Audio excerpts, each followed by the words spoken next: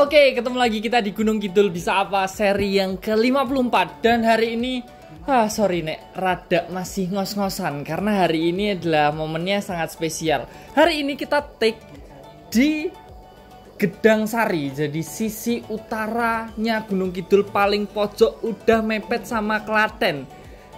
Untuk sampai ke sini pun butuh perjuangan. Dan hari ini kita udah ketemu sama satu orang yang tentunya prestasinya sudah segudang. Siapa dia? Tentu saja selamat malam Mas Surip Suranto ya. Selamat malam Mas. Iya. Kabar gimana Mas? Baik sekali Mas, baik.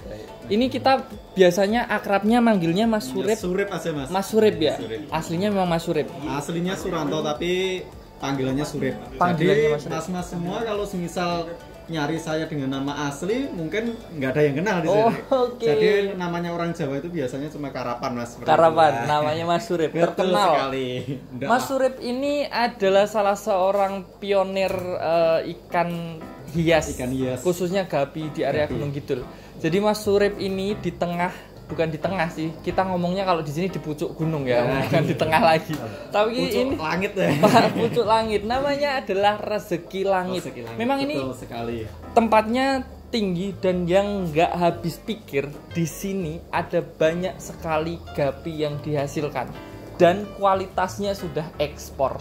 Ini menjadi pertanyaan besar nih, Mas Surip. Sebelum kita ngobrol-ngobrol lebih jauh, boleh nggak sih Mas Surip kenalan dulu Mas Surip ini backgroundnya apa, kemudian sedikit menjelaskan tentang backgroundnya, story-nya kenapa tiba-tiba tahun 2014 memutuskan usaha ikan yang butuh air di tempat yang sangat sulit air. Nah ini rada lucu nih. Monggo Mas. Betul banget Mas. Yang pertama saya dulu adalah karyawan swasta dari 2009 sampai dengan 2014 ya. Kemudian 2014 saya memutuskan keluar dari pekerjaan karena saya berpikir di suatu saat saya tidak bakal selamanya ikut orang. Terus ketika saya tidak bekerja, maksudnya PNS atau apa, mungkin saya tidak dapat pensiunan seperti itu Mas. Terus saya memutuskan untuk membuka usaha kecil-kecilan, yaitu budidaya ikan hias, dan saya nikmati sampai saat sekarang ini Mas. Kepikirannya dari mana Mas? Kok ikan dulu, hias yang dipilih? Sebenarnya sebelum ikan hias banyak cabang usaha Mas. Pertama saya usaha ayam Bangkok, kemudian gagal. Terus kemudian kelinci juga gagal. Kemudian saya lele juga ternyata gagal juga. Jadi gini teman-teman sekalian, jadi katanya sejarah bilang kalau dalam sebuah perkara yang besar itu urusannya adalah pertama kali penolakan, yang kedua kegagalan, yang ketiga bertemu dengan frekuensi yang kebaikan, dan yang ketiga bermanfaat bagi orang. Jadi ada bahasa yang dimana pertama sudah gagal, yang kedua saya harus tanya Mas, gagalnya sudah kan? Kenyang sudah kan gagalnya kan? Sekarang tanya, ditolak orang nggak dulu Mas? Wah sering banget. Yang pertama saya dari lingkungan keluarga dulu Mas. Keluarga yang dulu untuk budidaya ikan hias yang jelas saya tidak didukung karena saya budidaya lele itu udah setiap minggu udah ada pemasukan, meskipun mungkin orang tua nggak tahu lele itu untung atau rugi, yang tahunya cuma penjualan. Padahal kalau dihitung-hitung itu masih menurut saya belum ada untungnya. Itu terus itulah keluarga, apakah ikan hias sekecil ini apakah bisa mencukupi kebutuhan keluarga, mencukupi pokoknya kehidupan saya. Saya dari keluarga itu yang jelas ada kendala konflik. Terus saya pastikan bahwa ikan hias bisa untuk mencukupi keluarga. Nah, kedua, yang ketiganya pasalnya itu ketemu sama teman-teman besar frekuensi. Nah ini ketemu frekuensinya itu kan biasanya. Ini adalah master saya yang banyak mengajari saya tentang manajemen online Mas. Jadi kalau sudah ketemu frekuensinya, sekarang kita tanya dulu Mas, frekuensi orang-orang yang sefrekuensi itu apa tuh Mas? Mas Surip apa tuh jadi menurut saya? Jadi sebenarnya ikan itu kalau saya sendiri bertemu dengan Mas Surip itu dengan rasa ingin tahu, karena ya, mungkin di Gunung Kidul sendiri ya tadi seperti episode sebelumnya saya mengutarakan kok ya Gunung Kidul gersang air, kita menepis stigma itu bagaimana kok ini kayak seperti tumbuhan atau pertanian dan sebagainya mungkin udah lumrah. Di sini adalah industri dengan industri hobis yang nggak skalanya nggak kecil, tapi dia bisa menembus ke pasar yang saya bilang luar biasa. Nggak semua orang, saya yakin person atau personal bisa menembus sampai sejauh ini. Saya lihat di sosok Mas Surip, Mas Surip ini saya kenal Mas Surip itu seperti apa kok. Saya lihat di grup perikanan dengan beberapa senior saya, Mas Surip ini harus saya cari tahu bagaimana sebenarnya nyetek. Siap, tahan kupingnya dulu. Mau melecetin dengan soalnya, tahan kuping dulu. Dengan lihat Mas Surip itu, wong gunung gitu, susah air, susah air, banyu, pucuk gunung ya. Yang saya satu hal yang perlu saya tanyakan, satu ini yang saya benar-benar saya berkaca dari Mas Surip di sini itu kok iso dengan orang nggak berpikir gitu, kok ada peluang yang nggak kita pikirkan, ada peluang besar di situ di balik itu. Itulah salah satu yang ngomong gitu, karena ada yang seperti itu. Iya, Mas Daniel punya Gundul Handayani dengan dulunya jualan kaos kita mungkin nggak mikir jadi apa. Jenengan di Pindul dan teman-temannya dan sekarang sudah merambah ke pot dan segala macamnya. Saya kemudian di ekspedisi dan lain-lain. Ini ketemunya frekuensinya yang ketiga tadi kita ditemukan. Untuk urusan brandingnya ke Mas Daniel, urusan perkawanan ke saya jenengan gitu kan, bisa kirim ke saya lagi. Ketemu juga ya. Kaget berarti. Iya, yang keempat nih Mas, sebelum saya ke Mas Daniel lagi. Yang keempat biasanya ketemu kebermanfaatan buat orang lain. Betul banget. Sekarang ini Mas, manfaatnya apa tuh Gubi? Yang untuk manfaat yang jelas untuk keluarga saya sendiri sekarang alhamdulillah sudah hidup dari hasil dari budidayakan gapi. Sekarang ngomongin hidup ya Mas, jelas. Omset malu lah Mas kalau enggak. Sebut aja Mas, omset. Untuk omset kurang lebih 30-an. 30 juta? Satu bulan. Tiada air, ikannya kecil-kecil 300 juta. Sampai ngapain aja. Omset sudah. Sekarang terus karyawan udah ada teman, bukan karyawan sih Mas, saya soalnya berkelompok. Oke, berapa? Terus di sini ada 3 yang terhidupi semua sama keluarganya. Alhamdulillah tercukupi. Di gunung orang normal loh, bermanfaat. Yang keempat, kalau sudah omset, karyawannya berapa atau temannya berapa, sekarang cakupan pasarnya. Untuk cakupan pasar, kami mencakup pasar seluruh Indonesia, terus tradisional di toko-toko ikan hias dan beberapa ikan hias yang kualitas saya ekspor ke beberapa negara di tetangga. Yes, satu. Negaranya apa? Amerika? Thailand, Malaysia, Filipina, USA, terus Guangzhou, Cina. Guangzhou, sampean ngapain aja? Monggo Mas Daniel, saya susah ngomong lagi nih Mas. Kalau di Gunung Kidul sudah sampai ke Guangzhou, sampai ke USA, nah kita ngapain aja? Uniknya teman-teman bahwa kalau dipikir dari logika sederhana gitu, muncul adanya satu usaha. Kalau nanti footage-nya boleh digambarkan, di luar sana ada kolam-kolam besar untuk pengembangbiakan gapi ini. Itu dari justru lokasi yang secara akal ini nggak sehat gitu. Kenapa nggak di pusat kota aja yang airnya enak, kemudian akses jalannya enak, untuk ngirim kemana-mana juga enak gitu. Tapi dari sini muncul hal yang sangat unik, menarik, dan bahkan bisa terekspor sampai di belahan penjuru dunia. Mas, saya pengen tanya Mas, karena ini jenengan salah satu mungkin banyak yang terinspirasi dari jenengan lah. Teman-teman yang bermain gapi di Gunung Kidul, bermain ikan hias di Gunung Kidul terinspirasi dari jenengan Mas. Nah, kalau di sini sendiri Mas, di Rezeki Langit ini gapinya ada apa aja, dan biasanya kalau yang diekspor yang kayak apa sih Mas? Untuk gapi di sini kurang lebihnya ada 15 jenis Mas. Ada 15 jenis. Ada albino full platinum, itu yang putih polos. Kemudian albino full red yang merah, terus black Moscow, blue Moscow, terus platinum yellow mosaic, dan masih banyak lagi. Teman-teman bisa kapan waktu bisa kesini gratis, dan tentunya kalau nggak suka ikan pulang bawa ikan gratis. Mas, boleh nggak ini diambil satu sampel mana yang paling best seller, atau mungkin mana yang paling tunjukin aja kita menarik untuk pasar gitu? Untuk yang menarik untuk pasar, untuk pangsa pasar pemula, yaitu yang warna-warna solid Mas, yaitu yang kalau merah full merah. Mana itu Mas? Kalau di sini? Ini di sini ada ini full merah, terus di sana ada yang hijau. Hijau, Mas. Hijau, di belakangnya lagi ada hitam, full hitam. Oke. Banyak sekali Mas. Itu kan pemula yang malah ya? Pemula Yang biasanya. paling larang. Yang paling larang yaitu yang coraknya bagus, motifnya bagus Mas. Apa itu? Contohnya apa? Itu ada untuk harga 250 sampai dengan 500 ribuan Per ekor. satu pasang. Oh, satu pasang. Ini ada berapa? Ini omset berapa? Ini baru yang di sini, belum yang di kolam. Jadi pangsa pasar kita berbeda-beda Mas, di mana yang di kolam, terus di akuarium dan di teman-teman mitra sekitar sini itu harganya berbeda-beda Mas. Kalau di kan namanya konsumen ada yang pengennya minta harga murah dan yang harga mahal. Ya. Jadi kalau untuk pemula yang pengen harga murah kita ambilin yang di kolam, kalau yang untuk harga spesial, yang harga mahal untuk penghobis biasanya saya ambilkan di Saya jadi akuarium. paham sekarang, Mas. Kenapa nggak di kota? Mas? Karena Kenapa Dampak itu? ekonominya untuk lingkungan. selain untuk lingkungan, menghindari maling ini ada berapa nih Mas? Oke, nambahin sedikit juga. Siap, monggo. Ada yang unik juga di sistem apa yang dibangun oleh Mas Surip dan kawan-kawan, misalnya di ikan hias.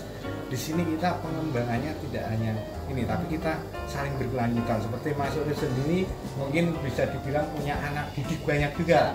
Dan mereka semuanya salah satunya sebagai pembudidaya yang sudah mulai beranjak menjadi bukan hanya hobi aja, tapi untuk mata pencaharian. Nah, di sini ada keunikan. Ya, kalau bisa dijelasin kayak Mas Surip itu kalau nyebut biasanya ada plasma di sini. Siap, siap. Mas Surip bisa menjelaskan itu plasma seperti apa Mas? Ya, Untuk dikonservasi. yang jelas untuk budidaya ikan hias itu tidak bisa merta kita budidaya seorang diri Mas. Iya. Karena jenisnya banyak sekali dan saya rasa tidak mampu kalau untuk Ya. berdiri sendiri. Jadi saya butuh teman yang banyak sekali untuk mengembangkan ikan hias. Ya. Soalnya biar fokus warna merah, fokus warna emasnya, terus warna hijau emasnya, warna hitam emasnya seperti itu. Jadi saya butuh mitra temen yang banyak sekali. Soalnya jenis ikan hias itu ternyata banyak sekali dan itu untuk nilai pasarnya ikan hias di Gunung Kidul sendiri saya melihat pangsa pasar itu yang nyuplai malah bukan Orang Gunung Kidul. orang Gunung Kidul, malah luar kota Mas. Seperti mungkin Tulung Agung, mungkin Kediri, Blitar, Jawa Barat seperti itu. Dan itu menurut saya potensi yang sangat besar sekali apabila kita bisa memanfaatkan itu semua seperti itu. Sekarang umur berapa? Umur 30. 30. Kita napas dulu ya di umur 30 setelah ini karena kaki kita agak panjang dulu ya. Karena kita ingin minum-minum dulu di segmen 2 setelah ini. Oke. Ya, dari sisi paling utara di atas di puncak gunung ada satu pengusaha ikan gapi yang ikannya itu udah sampai ke penjuru dunia gitu kan. Nah, kalau kita ngomongin itu pasti ada jembatan untuk orang-orang di penjuru dunia itu sampai tahu kalau di sini itu ada pengusaha ikan yang memang ikannya itu berkualitas. Mas, untuk Mas Surip nih, ini gimana Mas caranya? Karena rata-rata orang Gunung Kidul atau para pengusaha Gunung Kidul ketika pengen usaha sesuatu yang paling ditakutkan adalah akses ke pasarnya. Jadi kalau untuk budidayanya misalnya diajari sekali, 2 kali, sampai 10 kali mungkin bisa fase. Tapi kemudian kenapa kok takut untuk memulai mencoba? Karena nggak punya akses pasar. Mas, boleh bocoran dong sedikit? Kalau hal yang paling sederhana Mas, menurut saya kita harus melek internet Mas. Kita harus lihat peluang. Ternyata HP itu nggak cuma bisa buat main game, buat biasa percakapan dan lain sebagainya. Ternyata manfaatnya luar biasa. Yang kita untuk pangsa pasar cuma menggunakan media sosial yang sudah menjamur seperti mungkin Facebook, IG, mungkin Marketplace, ada Tokopedia, ada Shopee, dan ada yang internasional Alibaba. Saya cuma menggunakan beberapa aplikasi itu Mas. Ini jarang. Kalau Tokopedia, Shopee biasa. Ini yang pakai Alibaba ini jarang. 1001. Amazon sudah ada? Sudah. Ada? Zon. Itu kan biasanya jarang tahu itu. Gak tahu Jeff Bezos kenapa tau? Dan uniknya lagi pembayarannya untuk ini kita sudah masih dulu PayPal. Ya, beralih ke PayPal. Maksudnya ada satu step, ya benar seperti tadi Mas Rudi bilang. Ya harus melek internet. Iya. Internet itu satu yang positif. Betul. Mas Daniel, sekalian ini Mas, kalau ngeliat kayak gini, ada kemungkinan pasar lain nggak Mas? Untuk pangsa pasar lain di Indonesia aja pangsa pasarnya udah besar sekali Mas, dan untuk mencukupi saya rasa tidak mungkin bisa. Jadi sebenarnya saya butuh teman-teman yang konsisten, yang ayo bareng-bareng budidaya ikan hias sebanyak-banyaknya. Se-Gunung Kidul bahkan. Nih, Kalau nih. bisa Gunung Kidul itu menjadi Minapolitan di jangka waktu 5 sampai 10 tahun ke depan seperti itu, Mas. Jadi saya membutuhkan teman-teman yang sangat luar biasa. Agak merinding dangdut ini tadi ngejek kita. Saya bayangin begini, banyak orang yang kemudian sukses itu kepingin orang-orang lain tidak mengikutinya atau saling bersaing atau kemudian nggak nyaman dengan orang lain. Tapi kemudian saya masih terlalu ingat kata-kata ayah saya dahulu. Kalau kamu berusaha, jadilah yang bertumbuh, kemudian jadilah yang bermanfaat, yang kemudian yang ketiga tidak menjauhkan diri kita dari Tuhan kita, misalnya kayak gitu.